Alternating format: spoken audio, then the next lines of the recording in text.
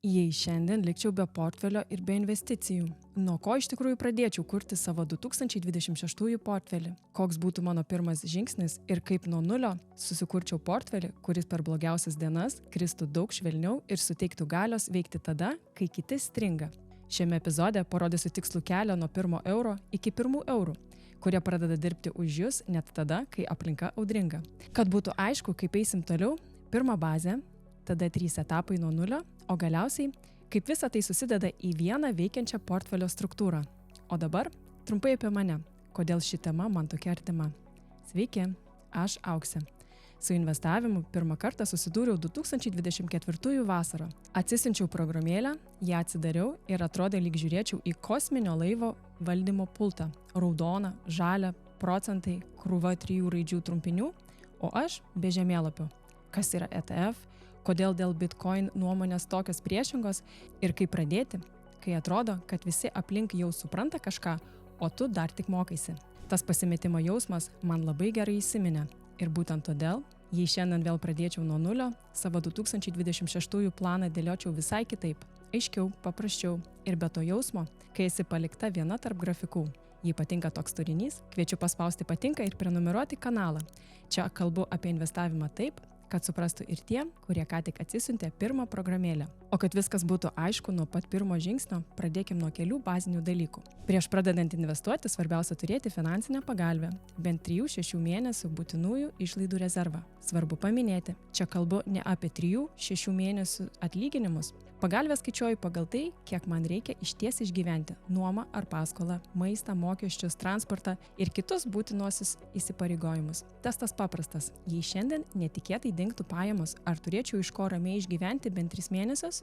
Jei ne, pirmas žingsnis dar ne investicijos, o pagalbės kūrimas. Daug kas neturi net 1 mėnesio rezervo, todėl kiekvienas sukauptas mėnuo yra didelis žingsnis į priekį. Turint pagalbę, kritinės situacijos nesugriauna planą. Be jos dažniausiai įsijungia impulsas parduoti būtent tada, kai tai labiausiai kenkia. Kitas dalykas, kurį verta susitvarkyti prieš investuojant – brangios skolos. Mano asmeninis požiūris paprastas. Viskas, kas turi aukštas palūkanas, pirmiausia tampa prioritetu grąžinti. Jei turi kreditinę ar vartojimo paskolą su dviženklėmis palūkanomis, investicijos jų tiesiog negali aplenkti. Tai kaip bandyti pripūsti balioną su skyle. Trumpam jis laikosi, bet greitai išsileidžia. Ateityje papasakosiu apie greitus ir praktinius būdus, kaip susitvarkyti su skolomis. Jei tai tema, kurios nori, lauksiu tavo komentaro. Toliau, aiškiai suprasti, kam tau tie pinigai ir kiek laiko duosi jiems augti. Trumpam laikotarpiui, pavyzdžiui, 1 ar 2 metams, netinkamai pasirinktas instrumentas gali labiau pakenkti, nei padėti dėl rinkos svyravimų. Ilgesniems tikslams, 5-10 metų ar daugiau, pradeda veikti sudėtinės palūkanos. Portfelio augimas vyksta ne tik nuo tavo įnašų, bet ir nuo jau gautos grąžos. Todėl laikui bėgant, pats augimo tempas didėja, kaip riedantis sniego gniūžtė. Todėl tikslas turi būti konkretus, pavyzdžiui, 500 eurų papildomų pajamų per mėnesį po 25 metų arba 30 000 per 4 metus pradiniam įnašui būstui. Skirtingi skaičiai reiškia skirtingą investavimo kelią. Kai tikslas ir laiko horizontas aiškus, tampa aišku, kokia kryptimi judėti ir kokią riziką gali sau leisti. Ir galiausiai, rizikos tolerancija. Kiek rinkos svyravimų gali pakelti ne teorijoje, o realybėje. Ką darytum pamatęs -30 ar -50% portfelyje. Jei tokie pokyčiai visiškai išmuštų iš vėžių, tau reikės stabilesnio portfelio. Jei į kritimus reaguoji ramiau, atsiranda daugiau lankstumo agresyvesniems sprendimams. Svarbiausia pasirinkti tokį rizikos lygį, kurio laikytumėsi net tada, kai rinka stipriau sups nei norėtųsi. Kai šie 4 pagrindai savo vietose, investavimas nebėra emocijų žaidimas, jis tampa paprastu, valdomu procesu. Tik tada prasideda portfelio kūrimas.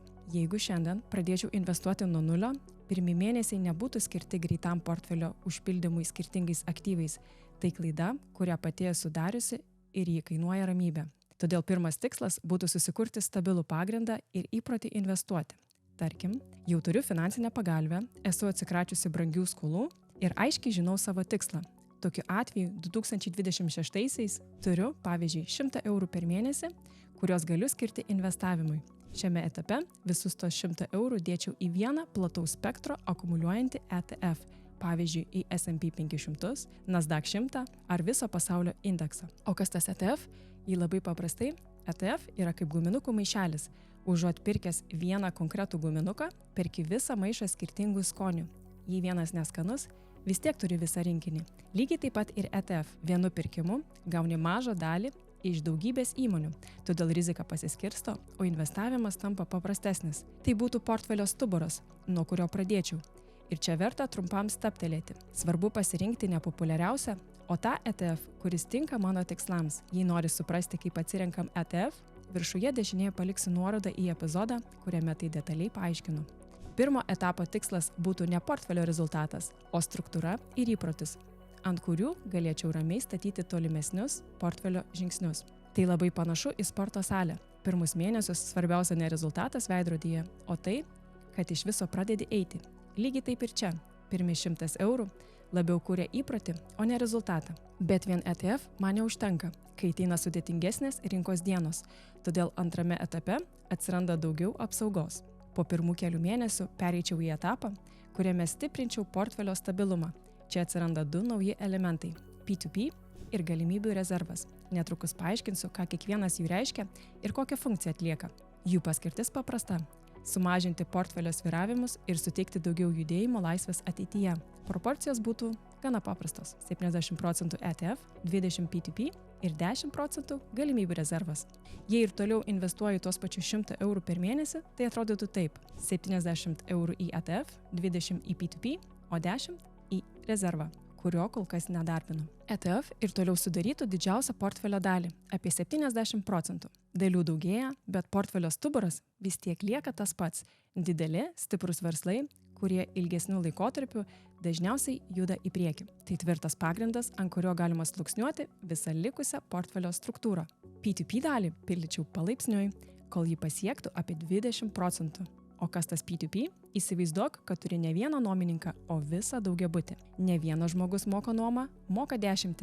Jei vienas nuomininkas vėluoja, bendrų pajamų tai nesugriauna, nes visi kiti moka toliau. Panašiai veikia ir P2P. Tavo investuojama suma paskirstoma ne vienai paskolai, o į daugybę skirtingų, mažomis dalimis finansuojamų paskolų žmonėms, verslams ar projektams. Jei viena paskola vėluoja, poveikis minimalus, nes visas likęs daugiabutis ir toliau generuoja grąžą. Pirmą kartą, naudodama P2P, pajutau, kad portfelis ne tik šokinėja aukštyn žemyn, bet ir generuoja pajamas net tada, kai aš tą dieną nieko nedarau. Dauguma P2P paskolų turi aiškiai nustatytas iš anksto žinomas palūkanas, tačiau tai nėra 100% garantuotas grafikas, vėlavimų pasitaiko. Vis dėlto, dėl labai plataus skolų išskaidimo, bendras rezultatas dažniausiai išlieka gana nuspėjamas ir stabilesnis nei akcijų rinkoje.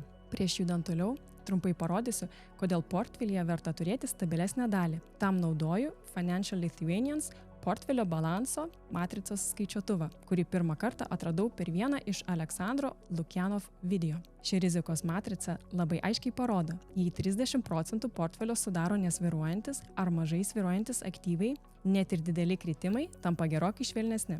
Pavyzdžiui, vietoj -40% portfelis krenta iki maždaug -23%, o vietoj -60% iki maždaug -37%. Kylant rinkai, portfelis vis tiek juda į priekį, tik šiek tiek tolygiau. Vietoj +40 matytume +32, o vietoj +60 apie +46.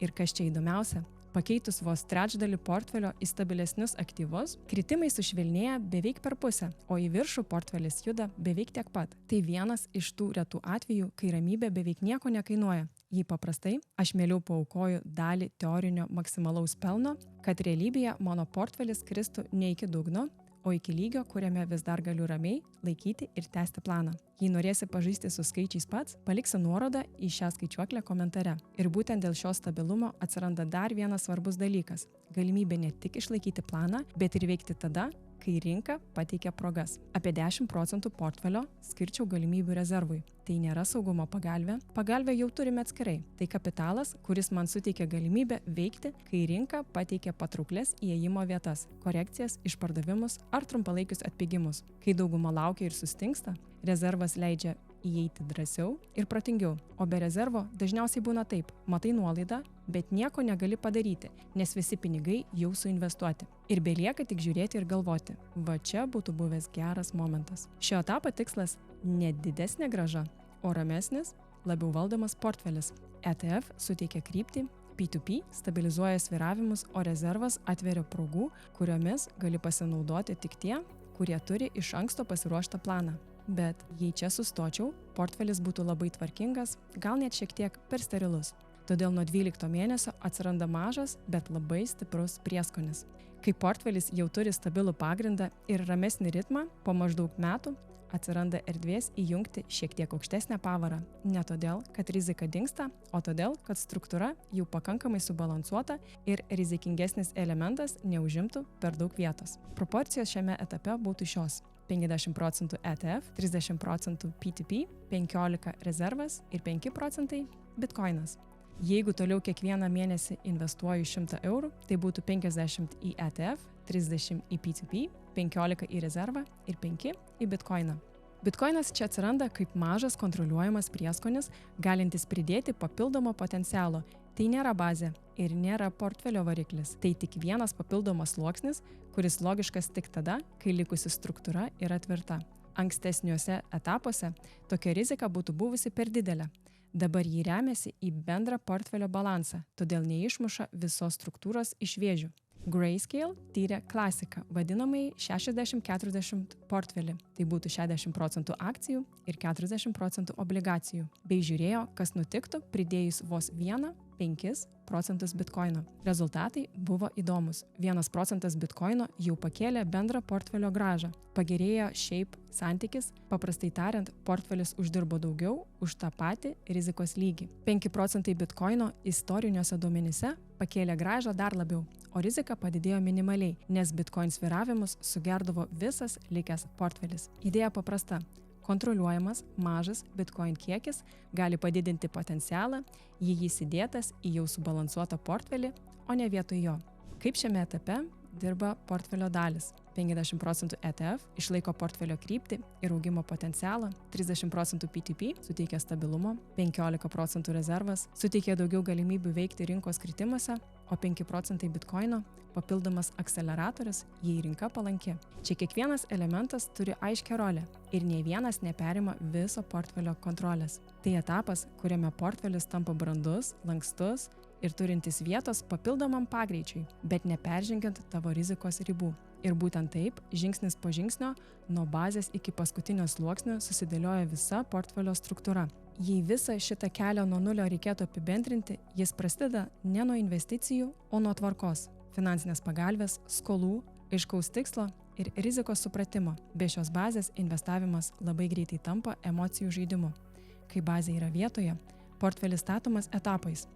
Iš pradžių ETF kaip stuburas, vėliau atsiranda P2P ir galimybių rezervas, o tik tada nedidelė, rizikingesnė dalis su didesniu potencialu.